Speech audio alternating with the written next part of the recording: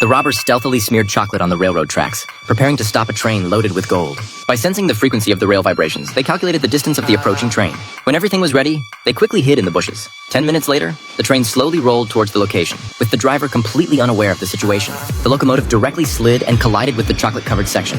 Realizing something was wrong, the driver immediately slammed on the throttle, only to find the train wouldn't budge an inch. Seeing the timing was perfect, the robbers rushed out from the woods. They swiftly boarded the train and subdued the driver at once. Before the security personnel could react, the thieves tossed a hornet's nest into the carriage. As the swarm of hornets scattered, the compartment instantly descended into chaos. While the situation was under control, the leader Mike instructed his teammates to release the steam from the boiler and then disconnect the locomotive from the carriages. The gold-laden cars slid off, and once his partners below hopped onto them, Mike quickly retreated with 100 tons of gold. At this point, the hornets were still attacking the security guards, who were jumping out of windows and doors to escape the unbearable pain. In less than a minute, the robbers successfully made off with 100 tons of gold. After dealing with the guards, the thieves immediately threw lit torches into the carriages, using the thick smoke from the burning kerosene to quickly disperse the hornets. Just as everything was going smoothly, the sheriff suddenly received news of the gold heist and immediately assembled a huge force of 100,000 men to pursue the robbers. Mike then realized the train was moving much faster than anticipated, so he immediately ordered to reduce speed, but the brakes failed. Fortunately, Mike had a contingency plan.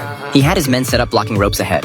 Unexpectedly, as soon as the train touched the ropes, the nearby trees were uprooted. As rows of trees fell, the train's speed still didn't decrease. Luckily, the team had set up an ample number of ropes, and at the critical moment, the train finally came to a halt. The robbers let out excited shouts upon seeing this. But just as they were about to move the gold, the sheriff had already caught up with a large police force. Seeing the security personnel stung by hornets, the sheriff quickly deduced the robbers' modus operandi and started searching along the tracks. Sure enough, he discovered the emptied carriages. At this moment, an officer noticed tire tracks left by the robbers on the ground, and the sheriff immediately inferred their escape route. The team followed the tire prints all the way to the riverbank. There, a teammate found a piece of cloth in a tree, and the sheriff discovered a damaged car. Due to insufficient manpower, the sheriff decided to split the force and take two routes. Unexpectedly, as soon as he entered the woods, he encountered an injured robber. To vie for credit, the sheriff intended to make the arrest alone.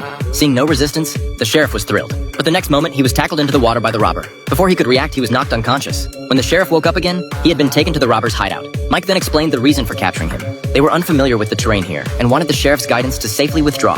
To save his life, the sheriff immediately agreed. The robbers then retreated under the sheriff's navigation. Unexpectedly, the sheriff secretly led them straight to the military camp when they were off guard. By the time the robbers realized, it was too late. Seeing a large number of officers charging towards them, all the robbers panicked and fled. Mike took the opportunity to hide underwater. Just as he thought he was safe, the sheriff had long been lying in wait in the woods. In the end, Mike was successfully apprehended, and the lost gold was also recovered a few days later.